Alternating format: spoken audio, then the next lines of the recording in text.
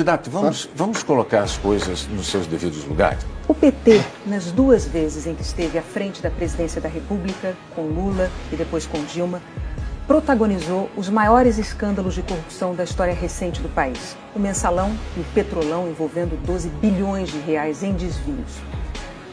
Nem Lula, nem Dilma, nem o PT jamais fizeram uma autocrítica. As pesquisas mostram que o eleitor quer um governo honesto. Como é que o senhor vai convencer o eleitor de que a corrupção não vai continuar no novo governo do PT, se não há uma autocrítica, se não há um pedido de desculpas ao povo brasileiro pelos bilhões desviados por causa da corrupção? Candidato, o seu nome foi citado na delação da Odebrecht, o seu nome. O seu nome foi citado na delação também de Mônica Moura e da UTC, de Ricardo Pessoa. Muito bem. O senhor acabou de ser denunciado pelo Ministério Público nessa semana por corrupção passiva, lavagem de dinheiro, formação de quadrilha. O senhor e mais 4 pessoas, entre elas, inclusive, o ex-tesoureiro do PT, João Vacari. O senhor, portanto, é denunciado na Lava Jato. Isso não o constrange como candidato à presidência da República? O presidente Lula indicou em várias eleições, para eleições, candidatos até então pouco conhecidos da imensa maioria do eleitorado. Os analistas costumam até ter um nome para esse tipo de candidato, candidato poste. Indicou em 2012 o senhor para a prefeitura, para se candidatar à prefeitura de São Paulo. O senhor se elegeu. E 4 anos depois, o senhor que tentou se reeleger não mais como um candidato desconhecido, mas como alguém que tinha administrado por 4 anos a maior cidade do país. E o senhor perdeu a eleição. Aliás, o senhor foi o primeiro prefeito o primeiro candidato à reeleição da história da cidade de São Paulo a perder uma reeleição ainda em primeiro turno. Ou seja, a maioria do eleitorado paulistano desaprovou a sua administração.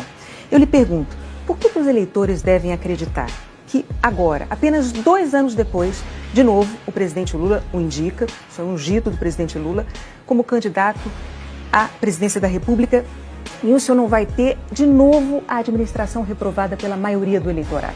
O petista Fernando Haddad, quando candidato à prefeitura de São Paulo, fez uma série de promessas e não as cumpriu. Eu lhe pergunto se as promessas que o senhor não cumpriu não teriam tido um peso grande nessa sua derrota eleitoral em primeiro turno na tentativa de reeleição. Eu vou exemplificar. O senhor prometeu construir 55 mil moradias e entregou 15 mil.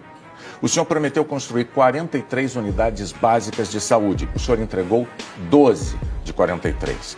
No fim do seu mandato, havia quase 500 mil de paulistanos, 500 mil pessoas, esperando para fazer um exame médico. Essa fila era uma fila de 500 mil de paulistanos. Na área da segurança pública, o senhor prometeu contratar 2.000 guardas civis. O senhor entregou uma contratação de 600. Prometeu 2.000, entregou 600. O senhor não cumpriu promessas como prefeito de São Paulo. Muito bem. Por que o eleitor haveria de imaginar que o senhor virá a cumprir as promessas que faz como candidato à presidência da República?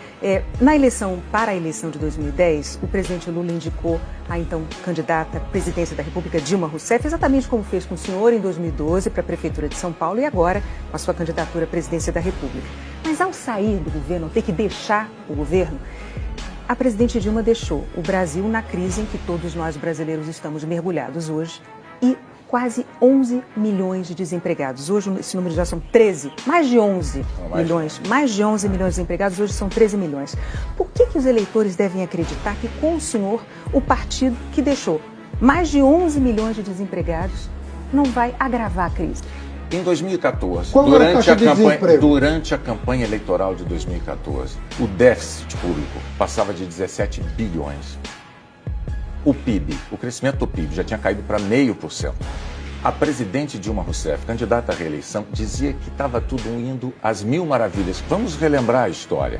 Não só isso, ela dizia que ia manter, se reeleita, a política que estava implementando para a economia brasileira e ainda acusava, o senhor deve se lembrar disso também, ela acusava os adversários, dizia que se eles ganhassem, ao assumirem o poder, eles iam mexer na economia e iam tirar, aspas, tirar a comida da mesa do trabalhador. Aí, ela ganhou a eleição. Ao ganhar a eleição, tomou posse imediatamente tentou corrigir os rumos da economia, daquilo que o senhor mesmo chamou de cavalo de pau. Ela deu o cavalo de pau, tentando corrigir a economia, porque ela precisava ser corrigida, só que aí ela perdeu completamente a credibilidade. Os críticos imediatamente disseram que ela cometeu um estelionato eleitoral e nós mergulhamos numa crise de que, aliás, ainda não saímos até hoje. Qual é a dificuldade que o Partido dos Trabalhadores tem de fazer uma autocrítica, de reconhecer a sua culpa, a gestão da economia no ano de 2014 já fazendo Sabe qual é o água? problema? Pessoal, vocês precisam ser mais do que espectadores no esforço contra a corrupção. Vocês precisam ser os protagonistas, no mínimo nossos parceiros. Na Lava Jato a gente está fazendo o nosso melhor, mas sozinhos a gente não vai conseguir controlar a grande corrupção brasileira. Não adianta nada a gente dizer que é contra a corrupção e escolher pessoas com o passado sujo para serem deputados federais e senadores. Pessoas envolvidas até o pescoço em escândalos de corrupção.